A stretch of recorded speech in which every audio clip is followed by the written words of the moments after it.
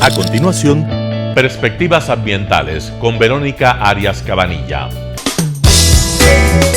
Clasificación A. Apto para todo público.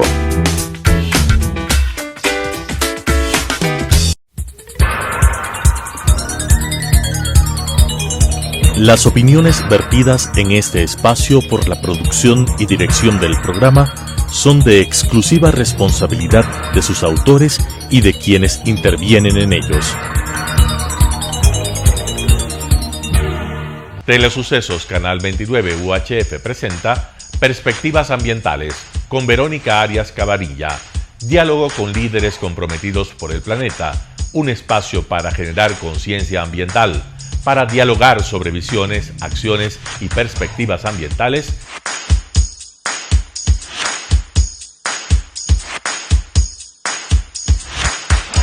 Con la conducción de Verónica Arias Cabanilla.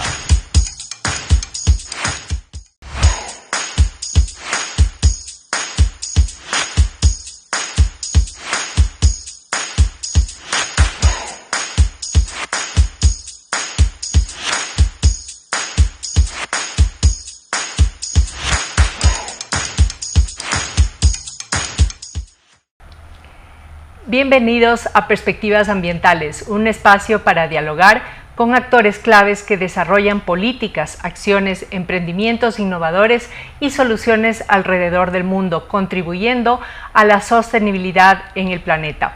Este programa es transmitido por Telesucesos los viernes a las 19 horas y domingos a las 14:35, así como por nuestros canales digitales de Perspectivas Ambientales. El día de hoy nos acompaña el doctor Hugo Echeverría. Él es doctor en jurisprudencia de la Universidad Católica Ecuatoriana, tiene una maestría en Derecho Internacional Ambiental de McGill, Canadá. Es copresidente además del Grupo sobre Derechos de la Naturaleza Internacional de la UNESCO, de la UICN, y además es profesor en varias universidades, la Universidad San Francisco de Quito, la Universidad de Hemisferios, la Universidad SEC, y además es abogado en ejercicio de la profesión con más de 22 años. El día de hoy, Hugo, y muchas gracias por estar aquí, vamos a topar un tema muy interesante que además es muy coyuntural, que es el tema de la explotación del Yasuní o dejar el petróleo en tierra. Pero creo que se ha analizado de diferentes aristas, más que nada la económica, pero no hemos analizado la perspectiva legal y la jurídica, que es clave en esto, y por eso justamente te tenemos acá. Yo quisiera, Hugo, que revisemos el dictamen de la Corte Constitucional. En este sentido, ¿qué dice la Corte Constitucional? ¿Qué es lo que dice el dictamen sobre el tema del Yasuní? Comencemos por eso. Un gusto, Verónica. Muchas gracias por la invitación. Un saludo a los televidentes. Efectivamente, es un tema que debe analizarse desde varias perspectivas. Se ha priorizado la perspectiva económica, pero hay mucho más detrás del tema de la consulta del 20 de agosto. Y uno de los elementos importantes es el aspecto jurídico, concretamente el dictamen número 622 de la Corte Constitucional del Ecuador. El dictamen es una consecuencia o es un reflejo de una de las competencias que tiene la Corte Constitucional del Ecuador, que se refiere al control de las solicitudes, de las convocatorias a consulta popular. Entonces, este es un primer tema importante. La Corte Constitucional del Ecuador es el máximo órgano de control constitucional del país. En ese marco, a la Corte le corresponde hacer control previo y obligatorio. Esto es importante también que la audiencia conozca el por qué la Corte interviene en este proceso. Es porque la Constitución y la ley así se lo exigen. La Constitución le asigna a la Corte Constitucional esta atribución de realizar control previo y además obligatorio de las convocatorias a consulta popular. No es la primera vez que la Corte emite dictámenes en estos aspectos. Hay una riquísimo antecedente, para recordar nada más la consulta popular del 2018, la consulta popular última que tuvimos, por mencionar dos ejemplos. Y una pregunta, ¿por qué la Corte Constitucional comenta que son después de 10 años? Entiendo que hubo coyunturas políticas que bloquearon esta consulta, pero ¿qué dice al respecto la Corte? ¿Por qué después de 10 años? Y también el porqué de un proceso participativo o mejor dicho, un derecho de participación es crucial. En el dictamen 622, la Corte Constitucional califica este caso, o lo describe este caso como sui generis, porque efectivamente es así. El tema de la consulta del Yasuní data del 2013, concretamente del 22 de agosto del 2013.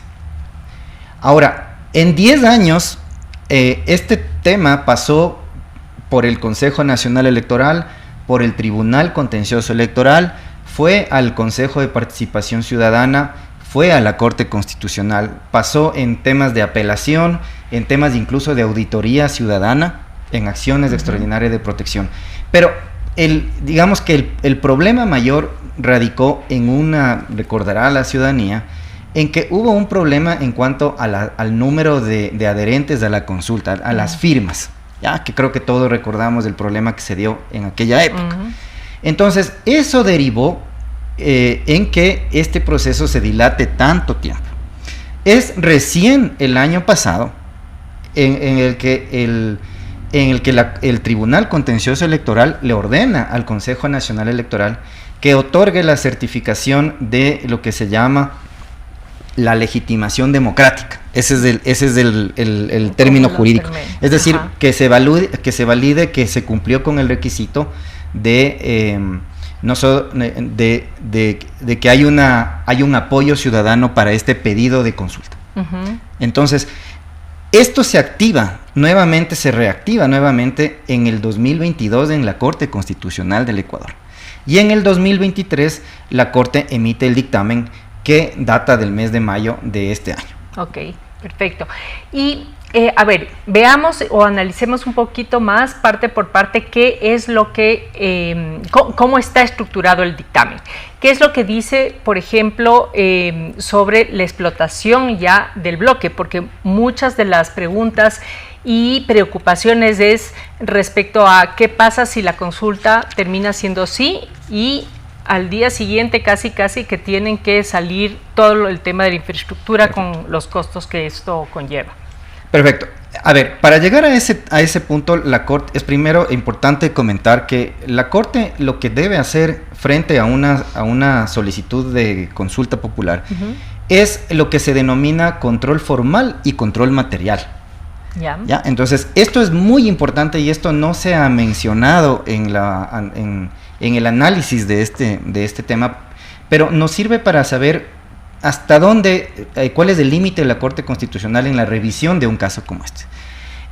Y que en términos muy, muy generales, la Corte lo que debe hacer es revisar si es que los considerandos y el texto de la pregunta, ¿ya? En este caso es una sola pregunta, son conforme o cumplen los requisitos de claridad, de sencillez, de coherencia, ¿ya? Y también verifica que la pregunta no sea contraria a lo que prevea la Constitución o tampoco que restrinja derechos. Entonces hay un control formal de los considerandos y de la pregunta y un control material acerca de las consecuencias de esa pregunta. Ok, ¿ya? Ese es el control material que justamente se preocupa, la gente le preocupa. Exactamente, entonces en el ámbito del control material la Corte sí analiza, de hecho analiza en extenso, cuál va a ser el efecto jurídico de que se dé un escenario en el que triunfe el sí, dice la Corte. ¿Ya? Y a la Corte lo que le preocupa de manera concreta es la seguridad jurídica. La Corte, según consta en el dictamen y también según se pudo apreciar en la audiencia pública, porque hubo una audiencia en este caso,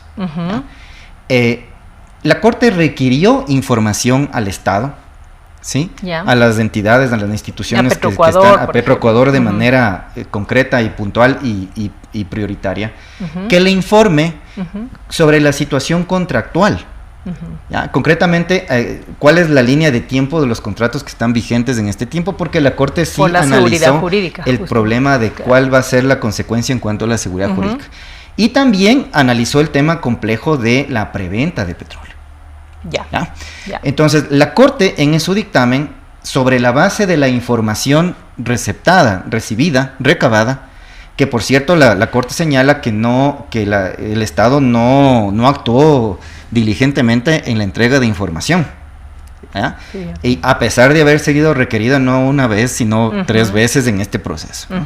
La Corte determinó que los contratos en su gran mayoría terminan en el 2024, los de bienes, los contratos de servicios, ¿ya? En el marco de la operación ya que está dándose. O sea que de todas maneras van a terminar claro. Los contratos, no es que habría aparentemente lo que están aduciendo que habría un problema en los contratos y en la cuestión de la infraestructura. Concretamente, en los parágrafos 77 a 91, la Corte en detalle señala que sobre la base de la información provista en el momento procesal oportuno, ¿ya?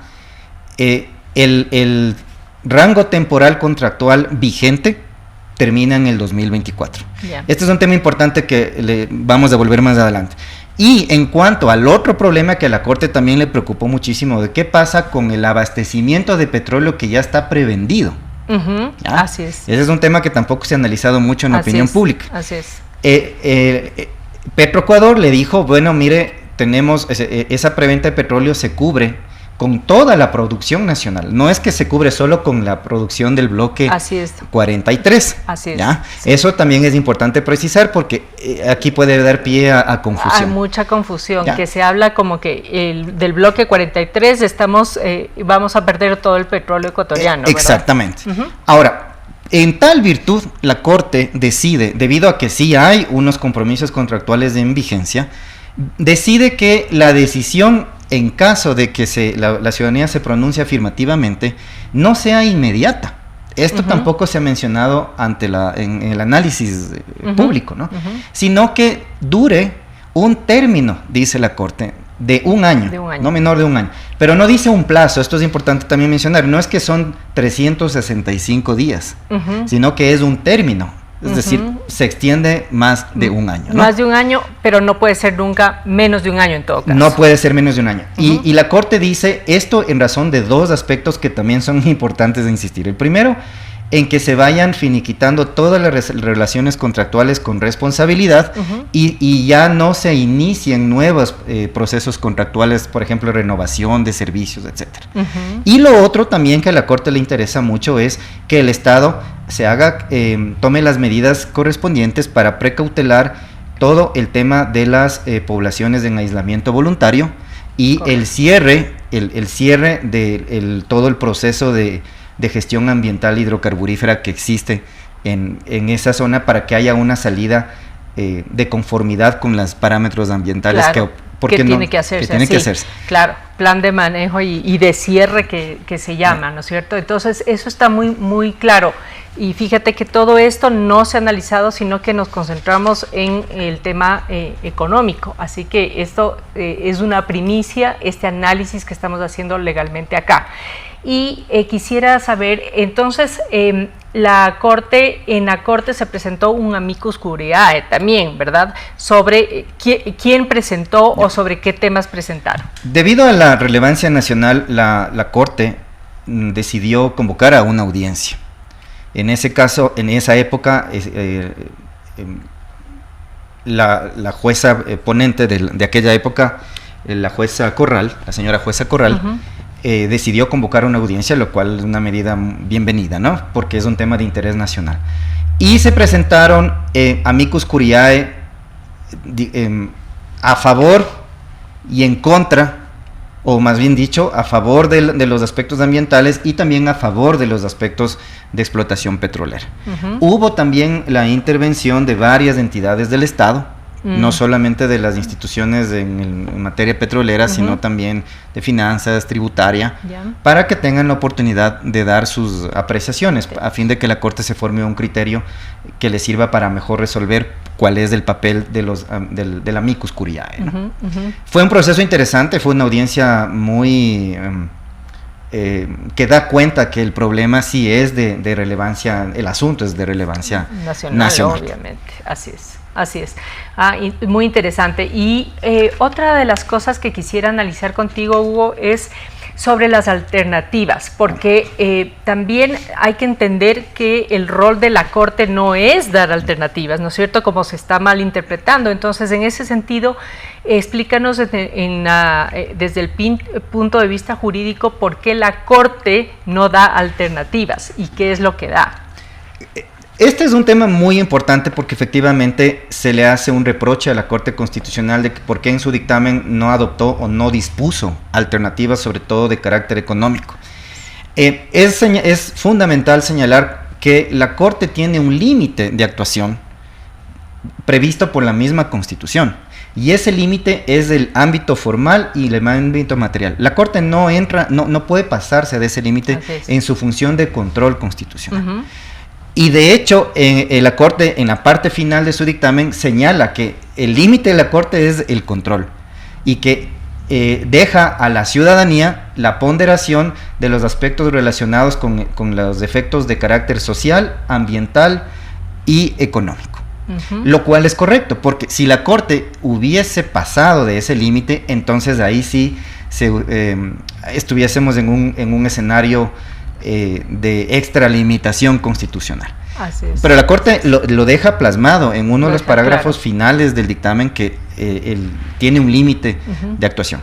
Y hay un punto adicional, Verónica, que es un límite previsto en la Constitución que no era necesario que la Corte lo mencione y que tampoco se ha analizado con la debida profundidad.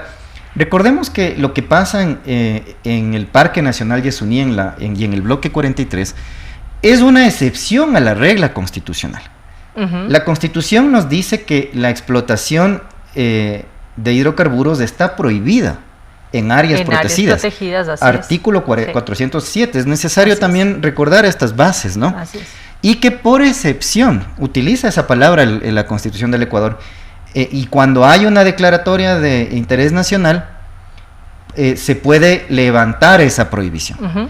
De manera que este es un punto de vista también importante, que al momento de decidir una situación como la que estamos viviendo, es necesario tomar en cuenta el lugar donde esto está ocurriendo. Y esto es ni más ni menos que un parque nacional, uno de los más antiguos del país, el más grande del Ecuador continental, ¿sí?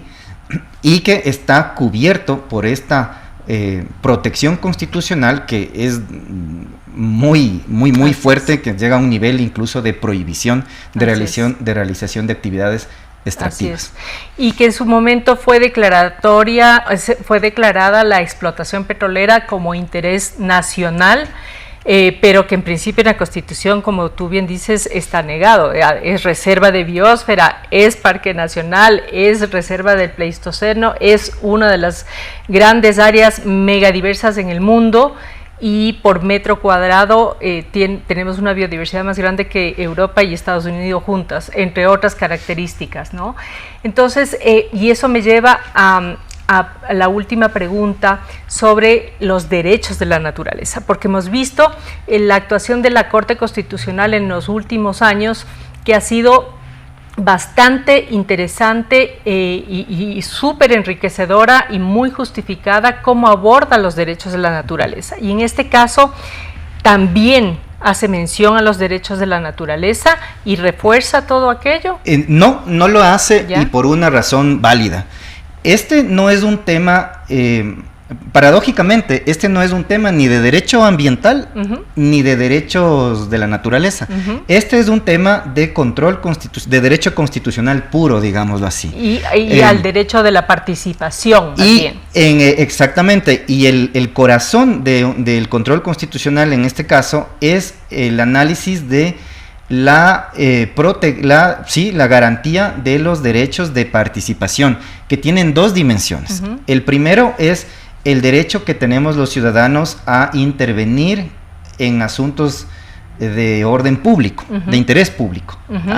Entonces, ahí, por ejemplo, aparece el análisis de la Corte respecto del derecho que tuvieron el colectivo, el grupo de personas que solicitó la consulta y además las personas que se adhirieron a esa consulta con su firma, porque estas personas también en su momento fueron vulnerados sus derechos constitucionales, los cientos de miles de personas que firmaron la petición de apoyo. Y en segundo lugar, la Corte se concentra en cualquier proceso de control de consulta popular en los derechos de las personas que van a ser consultadas, es decir, en los electores. Entonces, el dictamen dedica amplitud a asegurarse que el elector, la persona que va a decidir si está a favor o no de esta convocatoria, de esta pregunta, va a recibir una pregunta que está clara, que es sencilla de entender, que es neutra en un lenguaje, ¿sí? Que es coherente y que es consistente. Entonces, como se puede ver, no es un tema ni siquiera de participación ciudadana en materia ambiental. Así es. ¿Ya? Así sino es. de participación, de derechos de participación pública y democracia directa. Y en ese sentido, Hugo, en caso de que la consulta popular sea por el sí, digamos así, que se quede el petróleo bajo el Yasuní, ¿qué aspectos legales prioritarios se nos vendría a venir? Es decir, ¿cuáles son los siguientes pasos al día siguiente de que esto pase?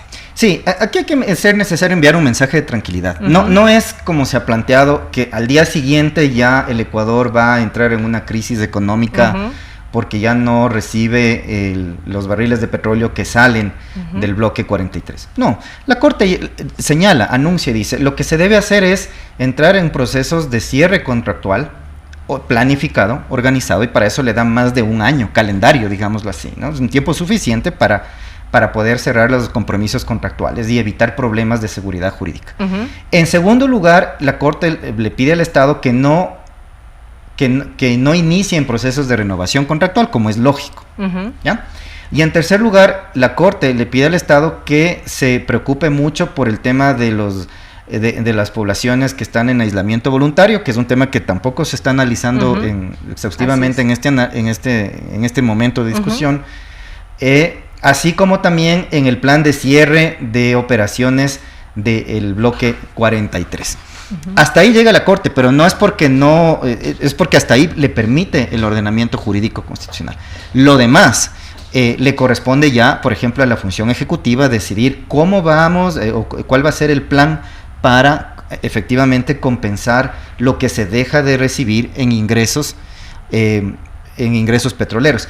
Pero aquí hay que establecer una diferencia. La Corte no puede constituirse en Ministerio de Finanzas, ¿no? Entonces, eso es lo que claramente establece la Corte. Yo llego hasta aquí y luego la función ejecutiva, a través de sus instituciones y sus órganos, definirá lo que debe hacer en los aspectos que no me competen. Y le da un término de un año, o sea, no es de inmediato. Perfecto. Sí, esto es importante. Perfecto. No, con eso creo que nos queda clarísimo y además una perspectiva que es muy, muy importante, que nuevamente digo, es la parte legal.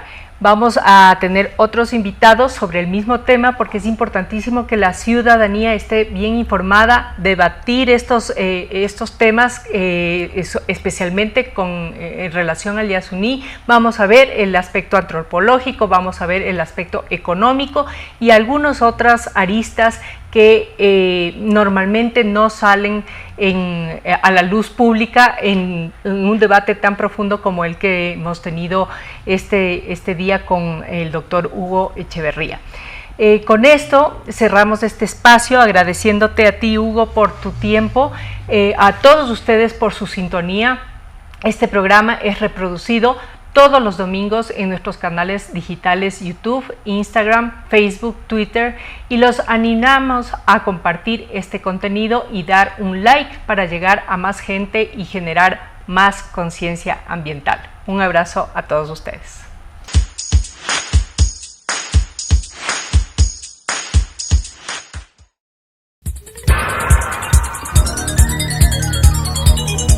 Las opiniones vertidas en este espacio por la producción y dirección del programa son de exclusiva responsabilidad de sus autores y de quienes intervienen en ellos.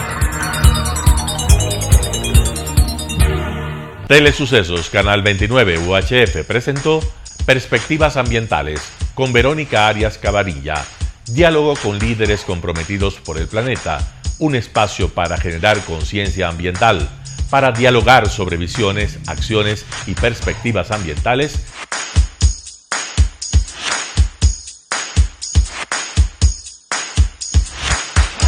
Con la conducción de Verónica Arias Cabanilla.